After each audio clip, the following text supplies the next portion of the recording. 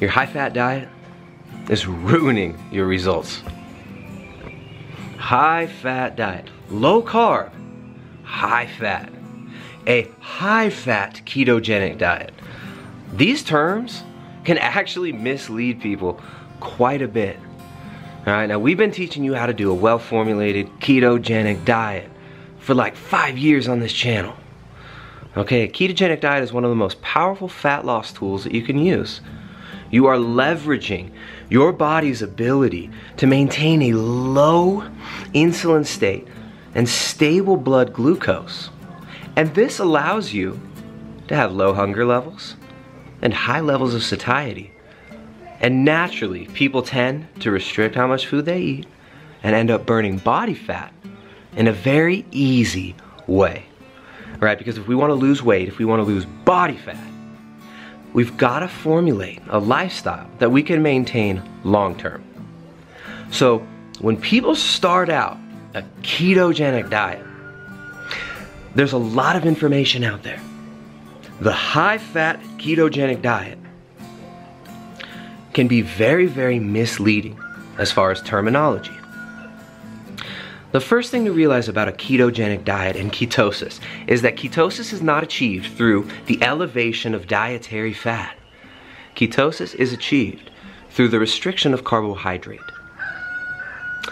You can eat a diet that is very low in fat and it can be very ketogenic. I'm not saying you should do this long term, but imagine a diet that is based around a serving of like lean protein with not very much fat and maybe some vegetables, and you're eating that one meal a day. You're going to be in a deeply ketogenic state for most of the day. You're not even eating very much dietary fat, so you will be burning that body fat.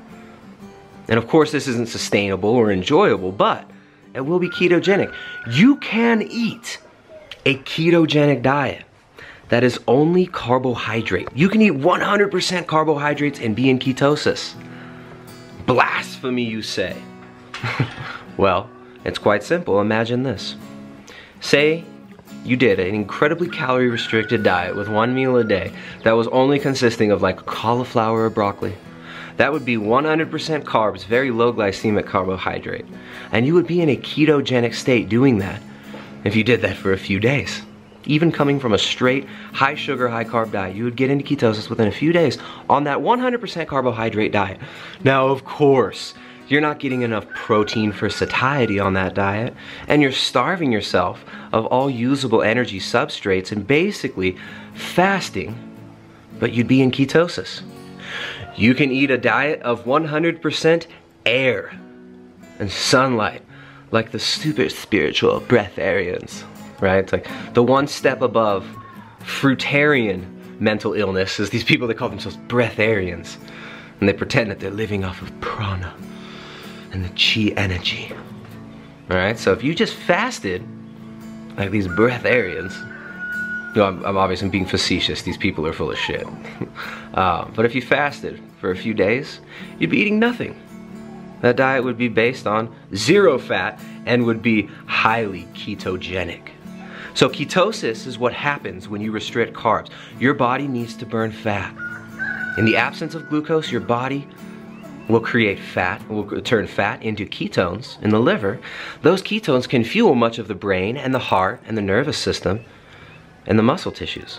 Now, once you get deeper keto adaptation, muscle tissue will be oxidizing fatty acids directly, because there are parts of the body, especially in the brain, that require glucose. Your liver will very carefully partition the glucose that you do have in your body so that you can use it for the processes that your physiology requires glucose for. Okay, so restrict carbohydrates, you get into ketosis. So why is a high-fat diet confusing so many people who are trying to lose body fat? Why is a high-fat diet such a misnomer for so many people? Well, because of the nature of the internet, because of the nature of the extreme attention-grabbing, clickbait-type content out there, because of the nature of how people have been marketing ketogenic diets, right? We've got the still obese butter guzzlers chugging cups of Kerrygold butter, pretending like elevated ketones are some kind of marker of metabolic health. Remember, ketones are just an energy substrate. When they're super elevated in the blood, that doesn't mean that you're metabolically healthy. In fact, in a type 1 diabetics, elevated ketones are a bad thing. Right? In a normal individual who's able to utilize fatty acids, who's not type 1 diabetic, who can make insulin, ketones are fine. But super elevated ketones only usually happen to people in the very beginning of a keto adaptation phase. So when you're getting adapted to a ketogenic diet, what happens is your body's not able to use those ketones so well, and you're registering loads of ketones that you pee out in your urine. Now, that doesn't mean that you're metabolically healthy. It just means you're wasting ketones, right? Just because you got ketones in your urine doesn't mean you're using those ketones well. Your body has to generate more mitochondria to actually burn ketones. Your body needs to upregulate certain enzymes being produced in the pancreas and the liver, the gallbladder. And you have changes that happen physiologically that your body must adapt to. It takes time to adapt, several weeks in fact. And even after months, people are still getting the benefits of deeper keto adaptation. It's not just an overnight switch where you adapt and you're good. It does take time. The body has to generate the machinery with which to burn that fat. So we shouldn't be looking at elevated ketones as the sign of metabolic health. This ends up driving people, when they're chasing the ketones, pricking their finger all day long, trying to see, am I in ketosis? I'm successful if I'm in ketosis. That confusion leads to people overeating on fat, chugging a bunch of butter and MCT oil, eating a bunch of coconut oil just to raise up blood ketones, or even wasting their money on these super expensive, overpriced exogenous ketone supplements that for most people are pretty damn useless. So, stop being concerned with the elevation of fat in your diet if you're trying to lose body fat. And remember this one simple rule. The most important macro to eat on a ketogenic diet is not fat. The most important food for you to eat is protein. Now that protein is always going to come with fat, right? If you have a ribeye steak, it's going to have a significant amount of fat. If you're eating chicken wings with the skin on them, chicken thighs, these are going to have fat. But the goal is not to eat as much fat as you can. You want to eat protein to bring satiety. And we all have minimum protein requirements that if we go below, we're gonna lose muscle mass, we're gonna decrease our bone mineral density. Many women experience hair loss, thyroid hormone difficulties, as well as many other metabolic health disadvantages come with the lack of protein in the diet. So the first rule and the most simple thing to remember is on a ketogenic diet, protein is the cornerstone macro. Protein brings satiety, and that fat on your body can be burned, or the fat from your plate can be burned, right? So get enough protein. I usually say protein at about 0.8 grams per pound of your lean body mass, and you can go a little bit more. Some people can do it a little bit less. But 0.8 grams per pound of your lean body mass, or if you've got a significant amount of weight to lose, sometimes just using like 0.8 grams per pound of your desired body weight will be plenty of protein, okay? So if you got like 100 pounds to lose, say you're 250 pounds, you want to be 150 pounds, just use 150 as your goal body weight and do 0.8 grams times 150. That should be more than enough protein. Not too much to where gluconeogenesis, which people are afraid of for no reason, right? It's not so much that gluconeogenesis is going to ruin it, okay? Gluconeogenesis is the generation of glucose from both the amino acids and the backbone of fatty acid in our body. So when the body doesn't have glucose, it will make glucose out of certain substrates because, like we talked about earlier, certain parts of the brain, certain cells require glucose. Gluconeogenesis is necessary for metabolic health. If we couldn't generate glucose out of other substrates, we'd be dead. We wouldn't be able to fast more than a day. We would have to have a constant IV drip of glucose without gluconeogenesis. So stop being afraid of the protein, stop fetishizing the fat, and please don't get caught up in the butter guzzling. If you're not trying to lose weight, if you're trying to gain mass, if your goal is to increase your body mass, then yes, by all means, you're going to be wanting to elevate those fats dramatically. You might want to eat more protein as well. I have a lot of clients. We have a lot of people that do our keto and carnivore collective, which the next one actually starts this Sunday. I don't know if this video will be out before then. But if you're interested in the keto and carnivore collective, our community coaching setup, you can sign up. The link's down below in the description. You might be able to make this one if this video gets up in time. But it's basically our group coaching setup where we're able to work with so many people in a community-based setting. So we've got beginners, we've got keto vets who've been doing it several years, we've got people who are just trying to refine their diet and make simple tweaks, we have people who are interested in a carnivorous style diet, transferring over all the knowledge they've had from the years of keto and leveraging that in a carnivorous style approach. We've got people of all walks of life that do the keto and carnivore collective, and it's a lot of fun. It's a group community setting where we teach you the essentials and the basics of how to do this long term and be successful in formulating a habit foundation that you can maintain in order to gain the health, the muscle mass if that's what you desire, the fat loss, the mental clarity that you desire from the diet.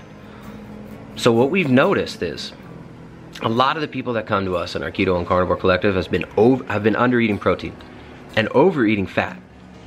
People are afraid to eat protein. They think that it's going to cause gluconeogenesis, and they've been eating too much fat and not losing the body fat they want to lose. So remember, the fat you burn can come from the plate or it can come from your body. And eating a bunch of fat doesn't make you ketogenic. The most common way we would get into ketosis historically is just through fasting, through total deprivation of food. So ketogenic state isn't this magical panacea where if you're in ketosis, you're losing weight. In fact, many people who get into ketosis end up gaining weight. And we see that time and time again with private coaching clients and with our keto collective. So many people come to us and they've been eating very, very low protein and super, super high fat. Not getting the results they want, getting digestive issues, and just not feeling right. So the amount of fat you eat is going to depend on the context, right? In the beginning of a ketogenic diet, of course you're going to be wanting to eat a little bit more fat than usual, but we don't want to stuff the fat down the gullet to where you can't digest it.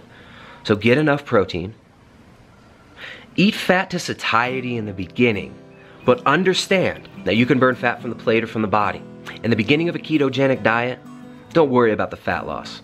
Worry about getting adapted and creating a foundation of habits of food prep, right? Based around whole, unrefined, nutrient-dense keto foods. Protein comes from things that had eyes in a shell, not from something that is powderized, or from a plant, or something that is hydrolyzed, all right? Protein ain't a powder. Protein had eyes or a shell. So, create a solid foundation of food prep habits. Check out the Ketogenic Edge Cookbook. There's a link in the description there. The Ketogenic Edge Cookbook, we call it a training manual for low-carb, ketogenic, and paleo cuisine. Because that's what it is. It's there to train you how to do this. It's there to train you how to create your own nutrient-dense keto meals. They're based around real foods, not Quest bars, not microwave peanut butter fat bomb mug cups with aspartame sprinkles, right? Real foods. That's what the whole book's about. So check out the Ketogenic Edge Cookbook. That'll help you to create a foundation of food prep habits. But you've got to have the habits that you can maintain long term. It's not just about guzzling a bunch of butter and measuring your blood ketones and thinking that's going to get you there. In fact, think about this. Remember when you were on a carbohydrate-based diet? Hey, relax. On a carbohydrate-based diet, do you look at having high blood glucose as a signal that your body is metabolically healthy and really burning that glucose effectively? Absolutely not. You want stable blood glucose in a low range. Why do we assume that super high blood ketones equals metabolic health in a fat-burning state? Why do we assume that? You know what I found? After working with thousands of clients, both in private coaching as well as in our community coaching setting, what I found is that when people are optimizing fat loss and burning body fat, their ketones are usually between like lowest 0.5 to like highest 1.5, right? And that's not deep fasting, that's not like extended fasting level ketones. Extended fasting can push that up. Exogenous ketones can push that up. MCT can push that up. But when you're burning body fat, Your body's not going to be pumping out loads of ketones and flooding your blood with an energy source that you're not needing. So think about it. Keep it simple. The cornerstone of a ketogenic diet isn't a bunch of butter in coffee. The cornerstone of a ketogenic diet isn't half a cup of bacon grease 3 times a day. It's whole unrefined nutrient-dense foods. It's protein. All right, so getting sufficient protein will allow you to burn that body fat with minimal hunger and without losing muscle mass, without losing bone mineral density, without your freaking hair falling out and your thyroid slowing down. Getting sufficient protein is crucial. So quit letting the keto repeatos confuse you. Keep it simple and create a foundation of habits that you can stick with long term. Check out the Ketogenic Edge cookbook, links in the description down below. We are doing some private coaching consultations this month, but I really prefer, if you're interested in private coaching, definitely check out the Keto and Carnivore Collective. You get more time with us, right? You actually get more one-on-one time to ask your questions because we do live voice chats twice weekly. You get much more content, and you get the community support aspect, which is really, really fun. That's one of my favorite parts about the Keto and Carnivore Collective, is seeing people help each other out and get to know each other. Right? And we use a live Discord server. It's not just some dumbass Facebook group. We stay off of that toxic Facebook environment. You can join in from your phone to whenever you want to our live voice chats. We record all the sessions, so if you're not able to make the live voice chats, you just ask your questions in the text chat or send us your questions ahead of time, and we'll hit on it and you listen to the recording later. And you have access to all the resources that we give you in the Keto and Carnivore Collective, including our meal prep strategy packets, and everything we share with you. And we give you copies of our ebooks too. It's just a really good setup for community-based coaching, because you get the one-on-one time, but then you also get the community support aspect. So I'm stoked on it. It's really fun. Anyways, that's starting on Sunday. Not sure if you'll have time to sign up for that. Sometimes a couple days late is fine to sign up, but the next one will probably be in December, and you can hit us up for that. But really, it's simple, guys. Ketosis is not achieved through butter guzzling. Ketosis is achieved through carbohydrate restriction. You can burn fat from your plate or from the body. So keep it simple, work on those habits. You're way more than what you eat. Get off the computer, kill your Facebook account, throw your freaking TV away, talk to real people, talk to your neighbors. Go out there and live.